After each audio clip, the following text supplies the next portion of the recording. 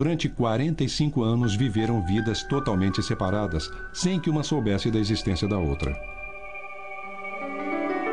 No outono de 1997, elas se encontraram pela primeira vez no aeroporto em Hartford, Connecticut. E quando nos vimos, eu esperava que ela tivesse cabelo encaracolado e ela esperava que eu tivesse cabelo liso. Então, de longe, achávamos que não éramos parecidas. E foi, é ela. E aí eu pensei que se não éramos idênticas, não teríamos nada em comum. E não teríamos, sabe? Vamos olhar uma para a outra e vamos embora. Oi, como vai? Oi. E aí ela voltaria para o avião. Nós nos abraçamos, nos olhamos de cima a baixo e... temos a mesma altura. Olha, somos louras baixas. E quando nos encaramos, foi emocionante. E dissemos, ai meu Deus, éramos iguais, era o mesmo rosto. Claro, Sharon e Debbie têm a mesma aparência. Mas o que é estranho é a similaridade de seus maneirismos e preferências, já que cresceram em mundos totalmente diferentes. Isso aponta sem dúvida para os genes como fontes dessas idiosincrasias. Gosto de carros brancos. Para carro seria o branco, porque branco é mais seguro. Roupas eu gosto do azul marinho. Para roupas eu gosto mais do azul marinho, talvez. Há algumas pontes que eu não gosto. Na maioria, pontes altas, principalmente quando não dá para ver a água dos lados, são as piores para mim. Mas tais singularidades são imensuráveis do ponto de vista científico. Bouchard foi capaz de testar muitos outros traços e descobriu que os gêmeos ouvidos separadamente mostram cerca de 50% de similaridades em testes de QI e de personalidade.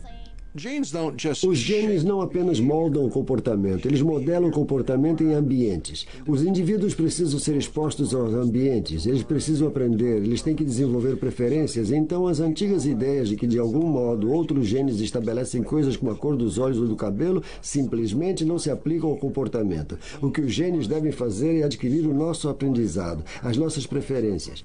E aí nós expressamos essas preferências e podemos aprender coisas. E gêmeos idênticos, ouvidos separados ou ouvidos juntos, por terem tendências similares, são inclinados a captar traços e características similares e a fazer coisas similares. Então não está determinado, não há um modo determinante todo mecânico, não mesmo. A exposição ao ambiente e ao aprendizado é absolutamente necessária. As pessoas acham, os gêmeos idênticos são cópias carbono um do outro. Nem tanto. Os gêmeos, como todos nós, são produtos da natureza e da educação. Mas sem um mapa químico completo da nossa composição genética, as razões para o comportamento humano ainda são assunto de especulação. Na verdade, não há um único gene para qualquer uma dessas coisas. Se fosse assim, acho que seria um problema fácil de resolver e de descobrir que gene era. Há tão pouco conhecimento sobre como os genes influenciam especificamente o comportamento que estamos num ponto onde talvez alguém possa fazer algumas descobertas fundamentais. E as coisas podem ser diferentes do que achamos.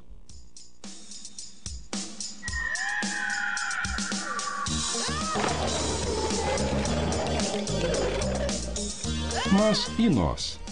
O que faz algumas pessoas pular enquanto outras preferem ficar seguras no chão?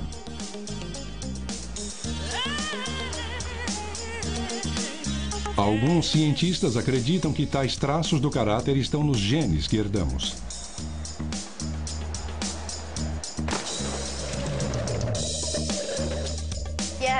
Eu acho que eu gosto de correr riscos. Se alguém me desafia a fazer alguma coisa, eu tenho que fazer. Eu não consigo dizer, não, eu não vou fazer isso. O meu irmão mais velho é com certeza um desafiador. Então eu acho que ele é pior do que eu. E acho que nós herdamos isso da minha mãe.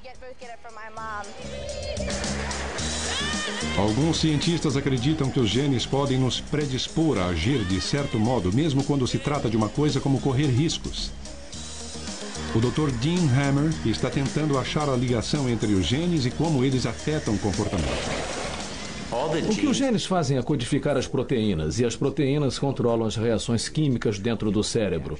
Então não há um gene que diga salte de bungee jumping, ou mergulhe lá do alto, ou fume um cigarro. Os genes alteram a nossa química cerebral de maneiras muito sutis. Para pesquisar o que Hammer chama de gene que busca a novidade, ele compara o comportamento de irmãos e de seu DNA. Nós somos a família O'Neill. E eu sou o Tommy, este é o Johnny, este é o Paul e este é o Joey. Suponha que temos 2 irmãos numa piscina. Se um dos irmãos resolve pular do alto e mergulhar na água, talvez fazendo uma acrobacia no ar, ele talvez tenha o gene que busca a novidade. Isso faz seu cérebro responder à dopamina. E é liberada quando você tem uma experiência nova de modo positivo, e ele sente prazer nisso. Se o outro irmão resolve não mergulhar e desce pela escada, ele talvez não tenha o gene que busca a novidade. Mas pode ter o gene da ansiedade. Esse gene controla sua serotonina. E quando ele tem essa experiência, recebe um pouco da serotonina que faz seu cérebro se sentir muito mal. Fica ansioso e preocupado. E então é menos provável que ele mergulhe. Então, apenas olhando esses 2 genes, podemos dizer se a pessoa vai ficar excitada ou não com uma nova atividade, como mergulhar, ou se essa mesma atividade a faz se sentir ansiosa. E porque seus genes são um pouco diferentes, isso também faz a química do cérebro um pouco diferente.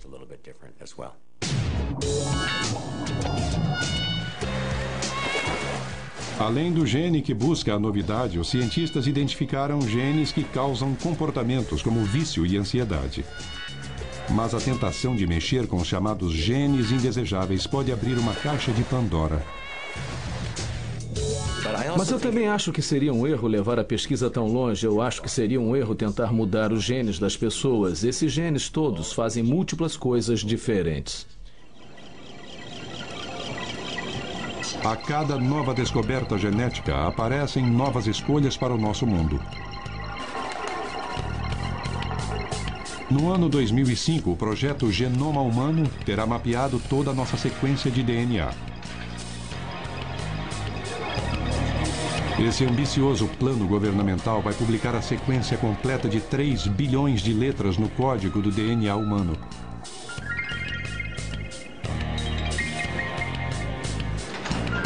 Enquanto o projeto Genoma Humano corre para o seu término, mais e mais genes são descobertos diariamente. Quase 1000 genes causadores de doenças já foram mapeados. De um ponto de vista prático, isso tem um uso limitado, porque quando você tem a informação, não sabe como usá-la. Você não sabe como ela muda em situações normais e anormais. É como dizer, ok, agora eu tenho uma biblioteca, é melhor começar a ler, ok? Mas é melhor ter a biblioteca primeiro. Há uma segunda parte do projeto Genoma Humano que define seres humanos e sistemas vivos em termos de diferenças herdadas. O que faz a diferença entre você e eu? O que faz a diferença entre alguém que tem anemia celular e alguém que não tem? O que faz a diferença entre alguém que tem uma alta probabilidade de ter câncer de ovário ou de próstata e alguém que não tem? Acredita-se que há cerca de 4.000 doenças que são herdadas diretamente e incontáveis outras nas quais os genes têm um papel indireto. Margaret Baker sofre da doença genética alopecia areata, uma condição que afeta 2,5 milhões de pessoas nos Estados Unidos. Comigo começou bem atrás da cabeça, perto do topo, bem pequenininho, e se espalhou gradualmente, e o cabelo cai em pencas. E essa talvez seja a parte mais traumática. Hoje ela mora e trabalha na cidade de Nova York como modelo. Livre do passado, ela celebra a seu modo a sua diferença genética. As pessoas procuram a vida toda por uma singularidade dentro ou fora, e aos 18 anos eu percebi, nossa, eu tenho isso, e escondi a vida toda. Não acredito. Mal posso esperar para sair e mostrar ao mundo. Parece demagogia, mas eu sinto como uma bênção. Foi prazer em conhecê-la. Obrigada por ter vindo. Angela Cristiano é uma geneticista que também sofre da mesma doença em seu estágio mais suave. Ela é o que se chama entre os cientistas de caçadora de genes. Que idade tem seu pai? Hoje ela está investigando o histórico da família de Margaret e recolhendo o DNA dela. A amostra de Margaret vai ser comparada com outras amostras de DNA que Angela obteve em todo o mundo. A primeira descoberta de Angela veio quando ela seguia uma forma rara da doença até vilarejos paquistaneses isolados. Com a ajuda dos médicos locais, ela conseguiu reunir amostras de DNA. Mas para identificar e mapear o gene, ela precisou compará-lo com uma estrutura conhecida de DNA. Eu estava numa reunião há um ano e alguém dava uma palestra sobre ratos sem pelos e mostrou uma foto de um rato bebê quando estava perdendo os pelos. Então ainda tinha alguns pelos, mas tinha perdido alguns. E me ocorreu que havia alguma semelhança com as pessoas do vilarejo do Paquistão. Quando Angela comparou a estrutura do gene do rato ao DNA dos paquistaneses, descobriu o primeiro gene ligado à queda de cabelo. É possível que um dia todos os tipos de calvície possam ser curados por tratamentos genéticos. Mas algumas pessoas perguntam se esses remédios não são uma medida drástica demais para propósitos cosméticos. O ceticismo público se traduziu em falta de fundos para a pesquisa. Eu pessoalmente não vejo nada de errado em atacar os mesmos problemas que examinamos há anos só usando armas genéticas em vez de cosméticas. A razão de tratar rugas e envelhecimento com produtos químicos, injeções e plásticas é uma abordagem diferente do mesmo assunto. Mas agora estamos indo na raiz do problema. Então, por que as pessoas hesitam em aplicar terapias genéticas para as mesmas coisas em que estamos trabalhando há anos, eu não consigo entender.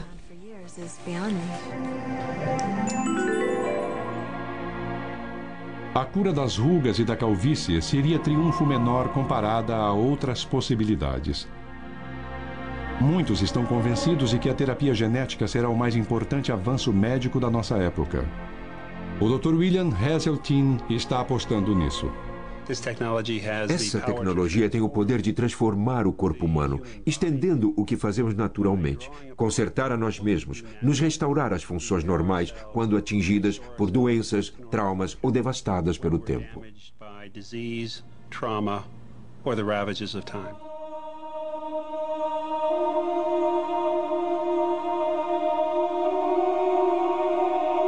As empresas biotécnicas como a Ciência Genoma Humano planeja anunciar drogas baseadas em genes para o próximo milênio. As predições são de que a tecnologia genética terá um impacto maior do que a revolução industrial, e isso está acontecendo rápido. O meu mentor, Wally Gilbert, elaborou a primeira reação sequencial de DNA.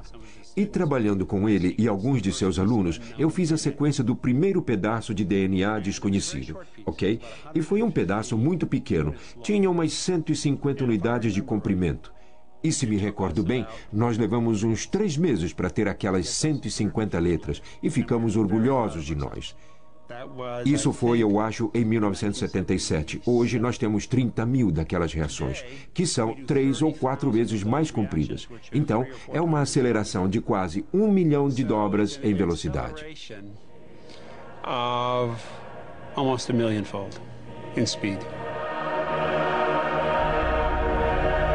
Nestes freezers estão mais de 2 milhões de amostras de genes humanos.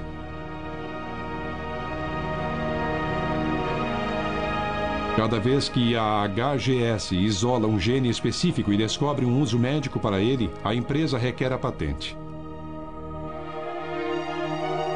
Eles esperam que o seu material genético patenteado leve a um novo e lucrativo tratamento. O que estão vendo é sinergia técnica. Quando reunimos mais e mais ferramentas, elas se alimentam sozinhas. É uma corrida do ouro científica com pretensões genéticas sendo apostadas. Até agora, a HGS registrou patentes de mais de 2.000 genes. Todos eles contêm a promessa de novas curas. Tiramos a nossa inspiração das necessidades das pessoas. As pessoas precisam de novos vasos sanguíneos. Quando envelhecemos, os vasos sanguíneos se esgotam, se gastam, como os outros tecidos. E em algumas pessoas, isso acontece mais rapidamente do que em outras. 43.000 pessoas sofrem e morrem de doenças vasculares todo ano. Uma das últimas descobertas da HGS é um gene chamado VEGF2, que ajuda o corpo a desenvolver o seu próprio desvio. Nem toda terapia genética envolve uma permanente alteração genética. Algumas drogas baseadas em genes ficam ativas só por algumas semanas, o suficiente para que o tratamento dê resultado. O conceito é usar genes para regenerar tecidos. É um conceito novo. 3 ou 4 anos atrás, se você pensasse em como usar os genes, diria, bom, vamos usar genes para substituir genes que nascem defeituosos. Não vamos usar genes para suplementar o que as pessoas normais fazem. É um novo conceito. Descobrimos esse gene há